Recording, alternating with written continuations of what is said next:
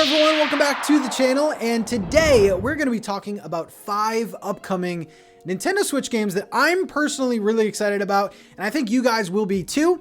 I did put out a video like this a few weeks back, and you guys really seemed to like it. And these 5 games are we're gonna continue the cozy sort of farming life sim genre. I was gonna do a dedicated October video, but admittingly October is pretty light. Like September was really good. We got a lot of good games. So these 5 games are going to be spread out between September, October, and November. And honestly, I'm kind of glad that they're spread out because like my wallet, man, it's taking a hit. So let's get started with the first game. It's actually out now, and I think you guys are really going to like it. First up on the list is a game that is actually out now, and it is called Coral Islands.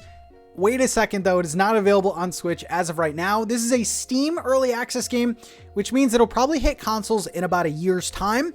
This was a Kickstarter game, so it's not complete yet, but it looks very promising being compared to games such as Stardew Valley, which is no weak comparison. Now in Coral Island, you will feel right at home if you are used to these farming, cozy games. You will take care of your crops, take care of your livestock, but there's a bigger emphasis on rebuilding the island and interacting with the people on the island, which I really enjoy. Now, besides obviously customizing your character and making yourself all nice, there are over 70 NPCs that you can talk and interact with, and of course, make relationships with. And from the screenshots that I've seen from the possible marriage candidates, this game looks very promising. I also like how there's an emphasis on sort of rebuilding your town, rebuilding your island, similar to like a New Horizons, but going even more in depth, cleaning up trash and things like that. Coral Island needs to be on your radar. Just unfortunately, it isn't on the Switch yet. I wanted to include it though, because I think a year from now, it's going to be a huge hit. But if you do have Steam, go check it out. Let me know what you think. Next up is a game called Paradise Marsh, and I feel like no one's talking about this. Comes out October 13th for the Nintendo Switch. Yes, this one's actually on the Switch this time. And I've sort of fallen in love with this. I haven't been following Paradise Marsh at all.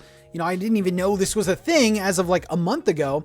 But Paradise Marsh is a very relaxing, open world, first person game. And from what I'm seeing, some of the early reviews and some of the early gameplay, this is right up my alley. Now in Paradise Marsh, you will be kind of walking around this very geometrical sort of world, and you will be doing things like catching bugs and looking at the sights. The visuals of this game remind me of another gem on the Nintendo Switch, and that is A Short Hike. I love sort of the low poly sort of DS visuals. This one I think is going to be a special one. There's also a story about stars falling from the sky. I don't know what's going on here. Paradise Marsh needs to be on your radar, and it's out very soon for the Switch, so go check it out. All right, so those are the October games. Not too bad. Couple solid picks in there. These next 3 are spread out between November and December. And yeah, my expectations are pretty high with these next 3 because they are by bigger developers. The first 2 were like indie developers. These are like big boys in the gaming space. So yeah, check them out. Let me know what you think. The next game coming out on November 2nd is Doraemon Story of Seasons. Now, you know I love Story of Seasons, and this is a little different from your run-of-the-mill Story of Seasons game. So obviously, you know, Story of Seasons, the original creators of Harvest Moon, you're in good hands if you like farming, life sims.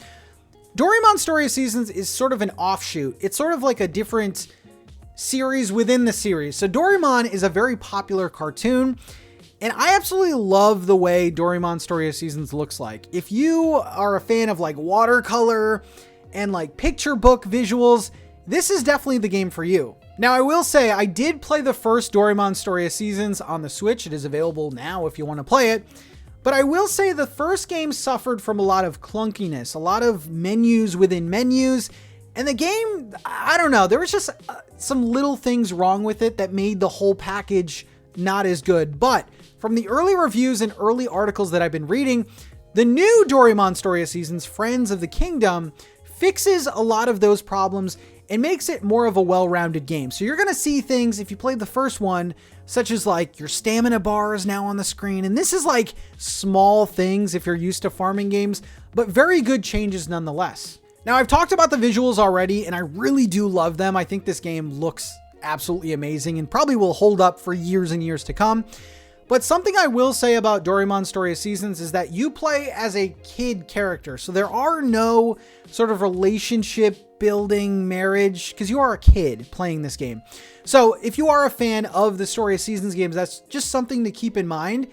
But what I played in the first one, I gotta say I liked. And the early footage that I'm seeing with this new one, I'm liking even more. So November 2nd, Doraemon Story of Seasons Friends of the Kingdom comes out, and I think you should definitely check it out. I will be playing it here on the channel. Let's get to the next one. Next up is sort of a controversial game on this list, and that is Harvestella, which is coming out November 4th. Now, this is going to be a full price game, like some of the other ones on this list. And Harvestella is made by Square, who you know puts out the RPGs and JRPGs. Harvestella is a very hyped game, at least in my opinion. However, I will say that early reviews and early previews of this game aren't as good sounding. Now, Harvestella demo is available right now on the eShop, so you can check it out for yourself. I believe you can play the first 10 days or the first chapter of the game. But Harvestella really reminds me of the Rune Factory series, which I'm a big fan of. Now, the Rune Factory series, of course, has both combat and battling, but it also has like the farming sort of life social elements. And this is a great combination of both of those. Now, Harvestella, I will say the big thing that for me is kind of like it's making me not want to get this, is that the days in the game are really, really short.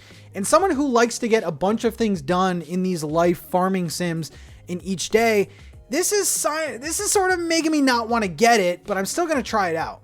Out of all the games on this list, this is probably the biggest budget game.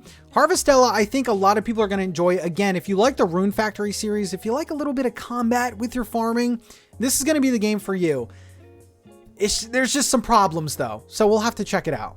Last but not least is a game coming out December 9th, and that is Dragon Quest Treasures. Now, admittingly, I'm not a huge fan of the Dragon Quest series. I'm not really a fan of the JRPGs, but I am a fan of the spin-off Dragon Quest games, including Builders 1 and 2. Now, Dragon Quest Treasures isn't really like Builders, but it has a very cool but easy premise: find the treasure. Now, it seems really simple, but you will play as one of two characters where you traverse this open world looking for treasures. Now, the cool thing about this is there's a big emphasis on combat in this game, similar to the traditional Dragon Quest games, but you will get help from monsters and you will be able to capture monsters. And it just seems like a time waster game for me, which does fit in sort of this cozy genre. I'm very interested if you guys are looking forward to Dragon Quest Treasures or not, because when I saw this in the Nintendo Direct, I was instantly hooked on this idea.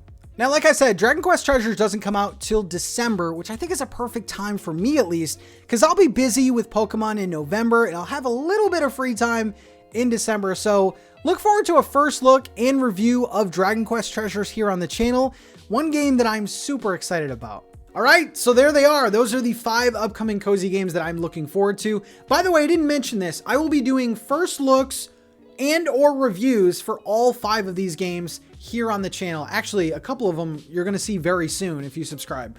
So thank you. Let me know which of the games you are excited most for.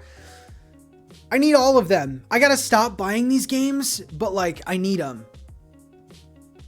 Yeah, I didn't wear a hat, okay? Is that what you were thinking the whole time? I didn't wear a hat.